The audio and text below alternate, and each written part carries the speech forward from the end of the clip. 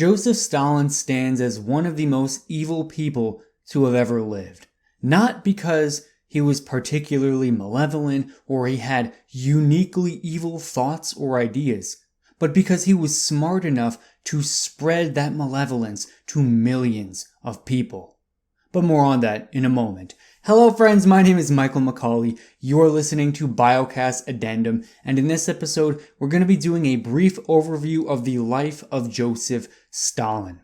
Now, if you want more information on him, I've done a Biocast episode on his entire life in depth with a lot of details and direct quotes and really great information. You can check that out in the description or the show notes, but without any further ado, let's get right in to the episode.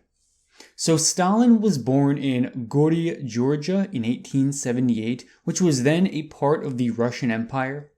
A little side note, I just want to apologize up front. I'm going to mispronounce the names of all of these places, probably some of the people too. I'm just sorry in advance. I'm a fool. It is who I am, and I cannot fix my pronunciations. I'm sorry about that, folks. But anyway, so Stalin was ethnically Georgian, but he lived amongst Armenians, Russians, Jews, other Georgians, like a whole bunch of different people. He was exposed to different ways of life very early on. Now, he was the only child in his family that survived past infancy, and that's really difficult because that means he didn't have anyone that was even roughly his own age to hang out with consistently, right? I mean, he may have had some friends here or there. Joseph Stalin's father was very abusive. Very abusive. You see, he was a shoemaker by trade, but his shop failed. Couldn't provide for his family, couldn't really make something of himself. So what he did was he turned to alcoholism as a way to kind of cope with failure. And you see, that's a particularly dangerous route to go down because it doesn't fix any of your issues. And then what it does is it allows you to become an even worse person, right? So it's not just that you're a failed shoemaker, but now you're also a drunk. So all of your demons just come rushing out, and he started beating his wife and son. And this was particularly bad because it had a really negative effect on Stalin. I mean, you just have to imagine being beaten by your own dad. I mean, and this isn't just like, the typical spanking. I mean, this is like getting beat down, like really beat down.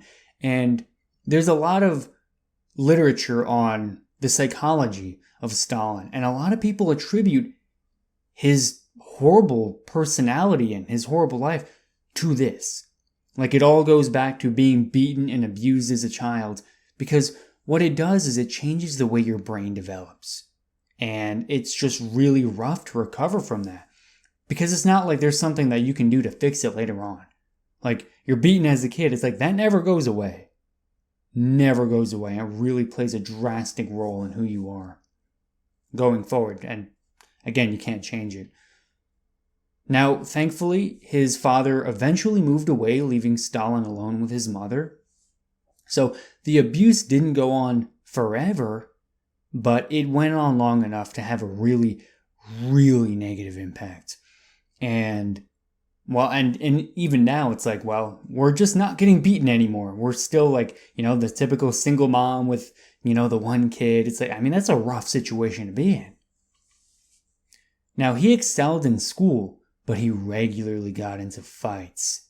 And this is where you can really see this early way that Stalin is going to develop, because he was a really smart kid. I mean, even into his adulthood, he was just a brilliant thinker. I mean, even some of his writings from this time, the poems and stuff, I mean, they became like minor Georgian classics. I mean, people really appreciated his writing. He was just this really gifted kid. But he was getting in fights all the time. He's a violent, uncontrollable anarchist almost, right? I mean, he just could not be controlled. Now, his mother was honestly, I think that she did her best. And she got him into seminary school in 1894, which was, I mean, she really kind of had a bargain with them. They gave her a discount on the tuition because she was a poor, single mom, had this kid she's trying to do the best for, and they gave her a decent deal. So Stalin got to go into school, right? But he rebelled against the school, declared himself an atheist. I mean, you got to imagine the kind of guy that goes to a seminary school, says, "Yep, I'm an atheist." Like, what? What? And it's around this time that he adopts the name Koba. Now, it's important, and it foreshadows a lot of his future life because it comes from a novel, The Patricide, right? And it's a story, we can get into it another time. It's a little too long to explain the entire thing here, but Koba is the protagonist who responds to violence with violence in the name of justice. And that's really important to understand going forward. Because out of all of the literary figures he'd ever read about, think about it. I mean, he has access to all the great Russian writers and all the different, religious writings. I mean, out of all the people he could have ever read about, Koba is the one he clings to. This crazy guy that killed, and don't get me wrong, if you read the story, there are definitely some bad people he is violent against, but the thing is, can you really fight fire with fire? And this idea that you can respond to violent injustice with violent injustice, that's going to be something that really moves Stalin forward for the rest of his life. Quick little tidbit on the name thing. He was not actually born Joseph Stalin. That was really just his communist pseudonym that he eventually created himself. It was literally translates to Man of Steel. This guy was like really trying to plot for the long term when he adopted that alias. But I'm just going to continue to call him Stalin because that's what we all know him as. Let's not confuse ourselves here, right? So he left seminary in 1899, never to return. He moved to Tiflis, the Georgian capital, and he started working a bunch of odd jobs while he was spreading socialist propaganda. It was just kind of, what you do, right? You just work whatever you can, and you fight for the cause of the revolution and with the rest of your time. And he eventually started living on handouts from sympathizers and friends. And I think that it was so early on in his life. He's a really young man at this point. And I think you can get a good idea for his intelligence by the fact that he's able to do this. He's just a socialist agitator. He's really young. He's able to basically do it full time. Just because of handouts from sympathizers and friends. Don't get me wrong, it's kind of like a crummy thing to do to depend on handouts, right? But the fact that he's smart enough to be able to extract those resources from those people, I think it kind of says something about Stalin and his ability to manipulate people. And it's around this time he becomes very closely aligned with the Democratic and Marxist political parties in Georgia. Really starts building up this reputation and a name for himself. Now, he also becomes a suspect of the Okhrana and was nearly arrested. Now, the Okhrana was the Tsar's secret police, right? They knew the revolution was coming. For years and years in advance, they knew that there was a very revolutionary attitude in Russia and, some of the smaller countries that were occupied by Russia. So they were like, yeah, instead of fixing the problems, let's create a secret police force that just arrests anyone that's, a thought criminal. And the Okhrana, they were really onto Stalin. There were times in his career that people don't believe he's a genuine communist. They think he's an agent provocateur because he's just so crazy. His ideas are so radical. He's such a nut job that people, they don't take him at face value. They think he's an agent of the government meant to stir the pot. So I think that kind of gives you a good idea of his political leanings at this time. Now, after being nearly arrested, he fled to Batumi, and he organizes multiple strikes, riots, the typical what you do as a socialist. And he's exiled to Siberia in 1903. And you can really view this period in his life as when he starts really hardening up, becomes really cold, a little bit more cynical, pessimistic. And he escapes a year later, becomes a newspaper writer in Tiflis. And after he comes out of exile, comes back into society, he discovers that there's a big split between two different communist factions, right? The Bolsheviks and the Mensheviks during his exile. And he quickly sides with Lenin and the Bolsheviks. Because again, what's the difference between Bolshevism and Menshevism? Well, should we be violent and overthrow the government, kill a bunch of people, or not? Right? And the Bolsheviks were like, yo, man, let's cut the Tsar's head off. Let's kill anyone that's a sympathizer. And the Mensheviks, they were like, listen, man, we can do this communist revolutionary thing peacefully. Like they were kind of like the hippies of the communist revolutionary scene. And yeah, Stalin wasn't having any of that. I mean, it's like right early on that he's like, yeah, man, let's kill people. So the 1905 revolution, very big deal, because you see the Russian police, some of the Tsar's bodyguards opened fire on a crowd of protesters, peaceful protesters who were doing everything by the book. I mean, they had like a little document that they wanted the Tsar to read. They were just protesting the horrible conditions of working class people, just life in general. They just wanted the Tsar to know that they were having a bad time. And, well, the Tsar's men opened fire on these people, and that's what spawns this 1905 revolution. Now, the Tsar still is in power, but he basically allows some elections to go on now, right? There's going to be some control for the people.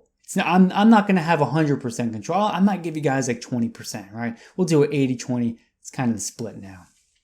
And with all of this unrest going on, Stalin takes advantage of it because it particularly impacted Georgia. I mean, Georgia was just chaos during this time. There's like ethnic conflicts. There's all these different minorities, people fighting, ethnic cleansings going on. And Stalin forms a Bolshevik battle squad during all of this unrest.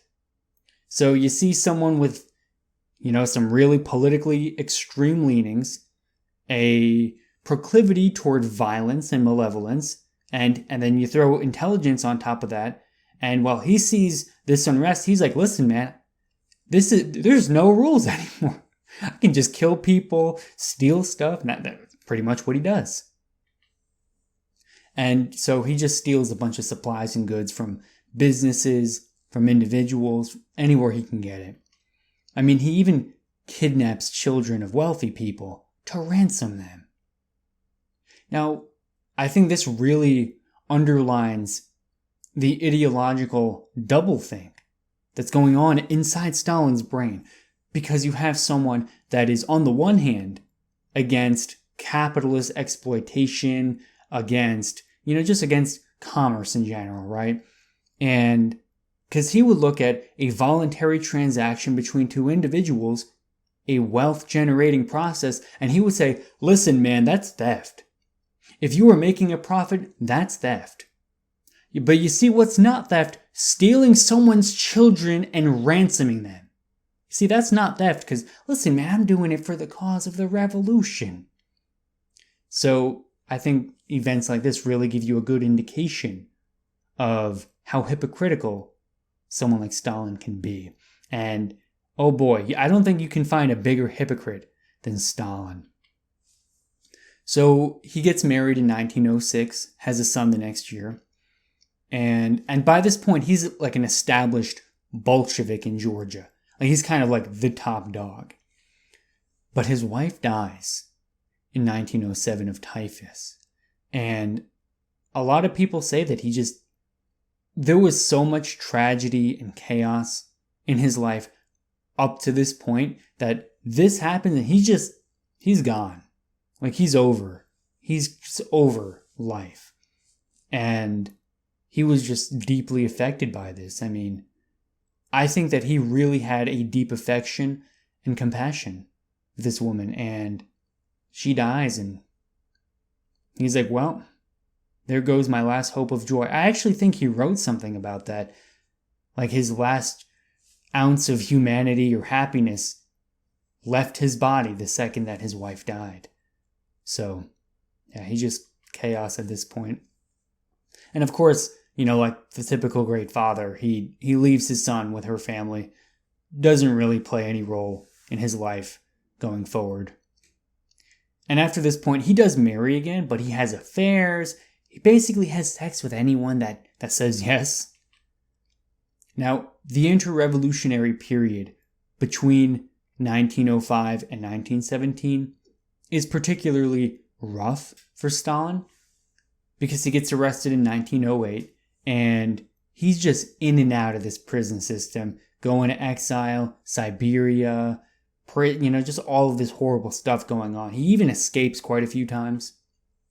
But during World War I, he gets conscripted into the Russian military. But you see what happens. He lucks out because he was ruled unfit for duty because of his left arm.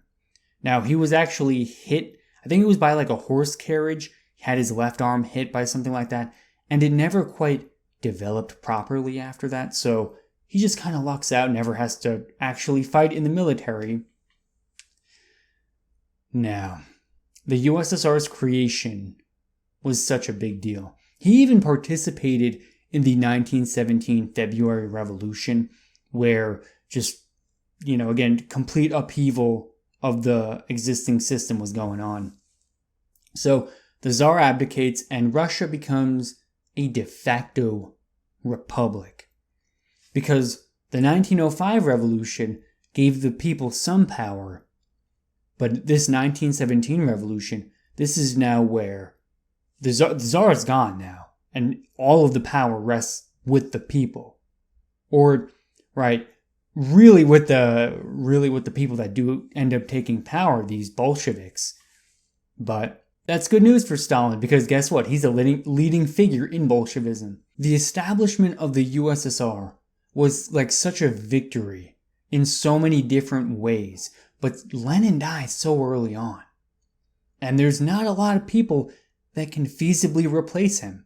And especially because he had like no official office. I mean, he was like technically the chairman of the Communist Party, but it's not like he's the president of the Soviet Union or anything. I mean, he was just someone playing office politics, really, that happened to have a lot of influence. I mean, he was kind of viewed as the founding father of the Soviet Union. Now, what Stalin did was he positioned himself to attain as much power as humanly possible. And it's even on his deathbed around the time that Lenin was dying that he claims that Stalin should be removed from power. And of course, Lenin, his wishes are not fulfilled. Stalin suppresses all of that, doesn't let anyone know about it. And anyone that does, I mean, they eventually become targets. So there's just this horrible power play going on after Lenin dies. And Stalin targets anyone who's a potential competitor. Anyone. So like all of the old Bolsheviks, anyone that's an up-and-comer, anyone that's has an established reputation, really. Now, his rise to power is particularly brutal because, I mean, he's playing the cynical realpolitik game from day one. And I think that at least for some of these other guys, they actually believe what they're saying. Like, they actually believe in, power to the people, in equality, and in some of the other ideals that the Soviet Union claimed to espouse. But Stalin is just kind of like, yeah, let me just get power for me. Like, really. So he becomes the party secretary. And nobody suspects his bid for power because, I mean, really, he just starts doing this office politics stuff. Everyone was suspicious of another Napoleon coming. Because, of course, they were all looking back to the French Revolution, the only other successful continental revolution in Europe at this time, like, for a fundamental big change. I mean, there were other revolutions, but no major ones. Now, the French Revolution was the only one as big and as monumental. And what happened there? Napoleon, this military guy, comes in and rises to leadership. So everyone in Soviet Russia was really worried about having a Soviet Napoleon. And Stalin did not fit the bill. I mean, he was a cripple. He'd never fought in the military. And he spoke with this Georgian accent. Like, no one was suspecting Stalin, of all people, were going to be the brutal dictator that he eventually became. And he just politically outmaneuvered everybody. I mean, like, we go into some of the details in the Biocast episode, but it's just so smart how he outmaneuvers everyone. I mean, like, for example, like, there will be, like, Trotsky's reputation will be damaged, and Stalin goes to bat for Trotsky after that. And then he's like, yeah, listen, man, we should keep him around. We don't want to expel him. But it's not because Stalin's trying to, make a gesture of good faith. It's because now that Trotsky's reputation is damaged, well, now later on, when Stalin wants, when it's convenient for him, he can hit Trotsky's reputation and just finish him off. So it's just really about cynical political maneuvering. I mean, even at one point he passes secret laws that criminalize criticism of the USSR. And like, there are a bunch of other of these crazy laws, but I mean, you just have to think about how dangerous that is. I mean, it's one thing to have really strict, harsh, horrible laws, but to have horrible, strict laws and have them be secret, like, listen, man, we got all these really strict rules in place. We're not going to tell you what they are, but if you break them, we're going to send you to the gulag and ruin your life. That's basically what was going on.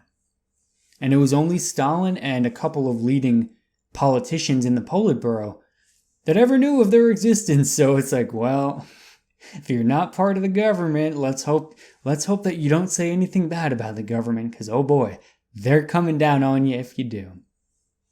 Now, it's a couple years later that he basically has these Moscow show trials where a whole bunch of these competitors or potential competitors are accused of participating in a plot or working with capitalists or working with fascists in some way, shape, or form. And all of them are pretty much executed. The ones that aren't executed, they go into exile. And basically, that was any chance that the Soviet Union ever had for having someone that could compete with Stalin. Because after this point, like, there's just no one. There's Joseph Stalin with all of his seniority, with all of his power and prestige. And then there's like a bunch of newbies. Now, World War II. What a rough event, man. Now, Stalin was really wary of war with the Third Reich because he understood Germany could destroy the Soviet Union. I mean, the Soviet Union had a hard time fighting Finland, and like, they couldn't keep Poland under their command after the revolution. I mean, they were just a weak, pathetic military power. And he was looking over at Nazi Germany, and he was like, ooh, I do not want to fight Hitler and the Nazis because they are very scary. And what he actually hoped for was a war between the Third Reich with Britain and France. Because what that would do was it would knock out the two big competing powers, right? It would be the capitalists and the fascists. So they would fight each other, they would be weakened, and then the Soviet Union could come in, finish whoever wins that war, and then basically control the world, right? Like, that's kind of the goal here. So what he does is he signs a non-aggression pact with Nazi Germany. This was the Molotov-Ribbentrop Pact, and there's some other stipulations. There's like economic trade, there's some territorial trade-offs, things like that. But what it really does is it gives Stalin the opportunity to invade Poland. And this kind of brings us back to this idea of revenge on Poland, because during that revolutionary period back in 1917, Poland, they saw their chance at becoming a free, independent country. I mean, Polish nationalists had been fighting for an independent Poland for like centuries. And it was really tough for them. It was really tough. And well, Stalin didn't forget about that. Did not forget about that. And it's really ironic because it brings us to this idea of the ethnic self-determination paradox. Now, part of the reason Stalin grew so quickly in the ranks of the Bolshevik leadership was because he was an ethnic minority, a Georgian. And continuously throughout his career, he's always like, yeah, self-determination for the races, govern yourselves amongst your own. But, I mean, in practice, well, he's installing puppet states, he's killing anyone that wants to leave the Soviet Union. I mean, all of the countries that are governed and ruled by the Russian Empire, they're all governed and ruled by the Soviet Union. It's like nothing really changes. Nothing really changes. And, well, the Polish example is a good idea of, well, if you want self-determination, man, we'll just come in and invade you. You want independence? So, too bad, man. We're coming in, we're going to kill you, we're going to take your country, take your people, ruin everything, and nothing you can do about it. And, yeah, so then World War II is going on, and what happens is Hitler breaks the non-aggression pact and invades the Soviet Union. Nobody saw it coming. It was such a surprise. And it really could have been foundationally changing for world history because the Soviet Union couldn't really do anything about it. Their military was a joke. Their military had been purged. I mean, especially going back to the Russian Revolution, they had to go in and basically kill a whole bunch of people in the military because, well, who was in the Russian military? A bunch of people that want to fight for the Tsar. So you had to get those people out of the way. And then Stalin and his insane paranoia, they start doing all of this, let's kill anyone that might be a potential threat. So he kills a lot of the leadership in the military.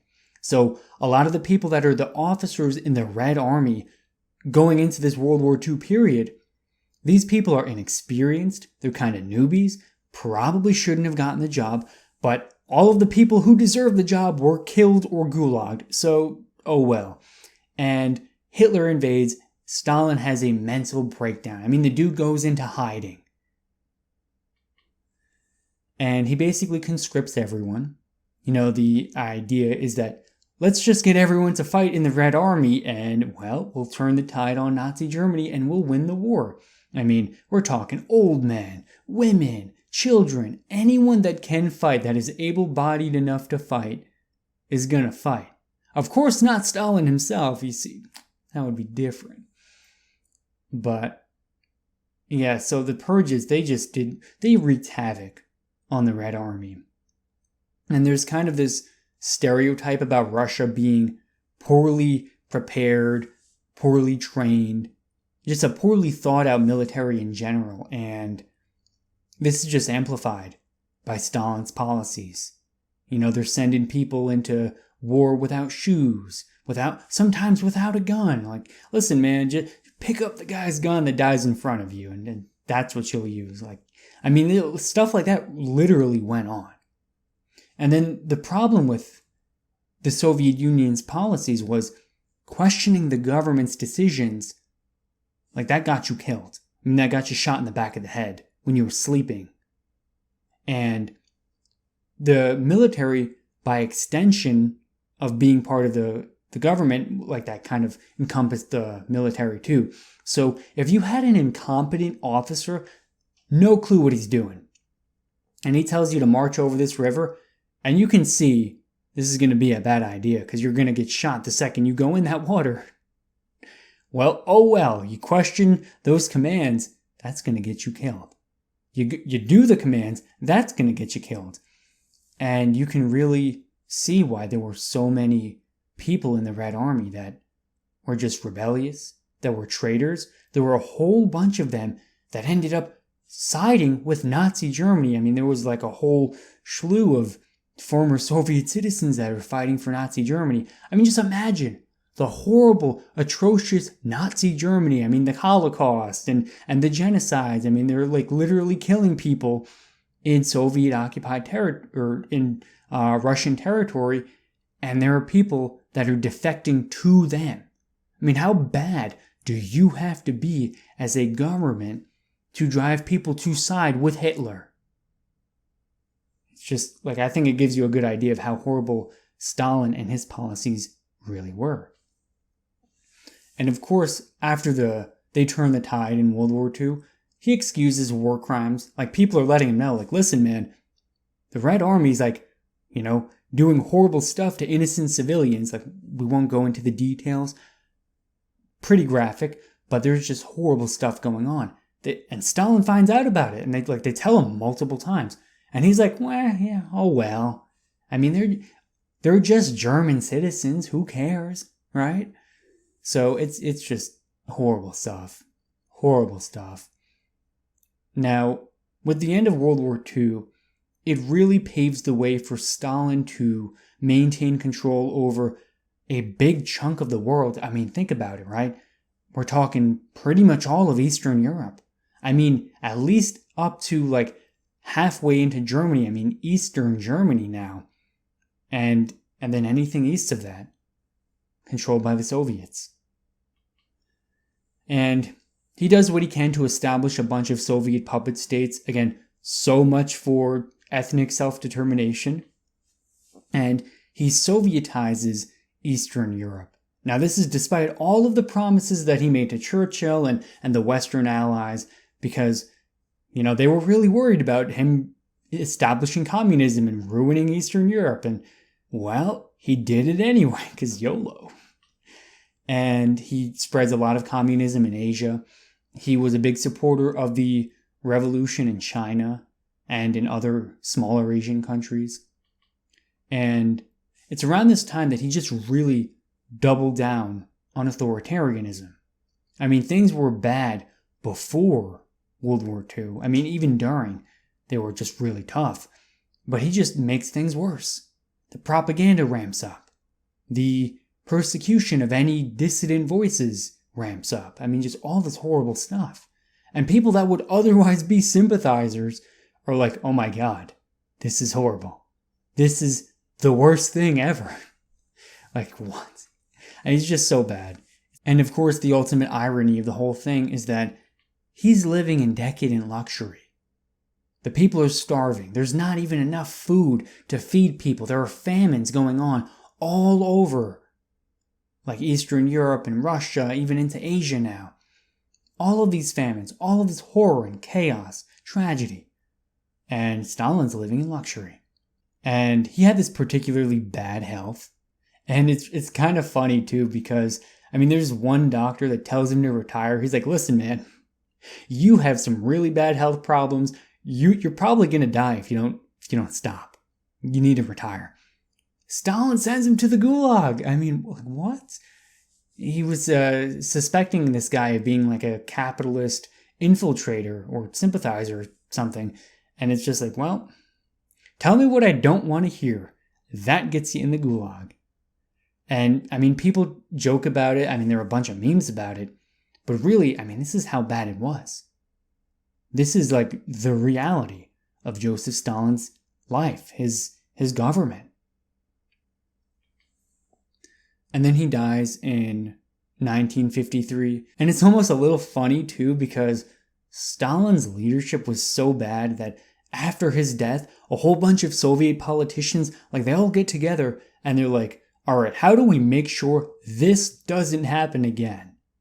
And they kind of set some systems in place to make sure it doesn't. And, well, there's never another Joseph Stalin, but it doesn't fundamentally fix a lot of the things that Joseph Stalin did. I mean, it's really hard to undo all of the suffering and tragedy on a human level. I mean, let's forget about the economy and all that other stuff for a moment. I mean, just the human suffering that was inflicted upon all of the people that had to live under this horrible system. And even today, Eastern Europe, Russia, I think you can really make the argument that these people have not recovered from this horrible time period. Now, it's possible that Stalin was murdered, but there's no hard evidence. It's really hard to make the case. But that's going to be the end for the life of Joseph Stalin. Be sure to check out the Biocast episode in the description or the show notes. Thank you so much for watching all the way through. This has been Michael McCauley from Biocast Addendum, and I will see you in the next one. Peace out.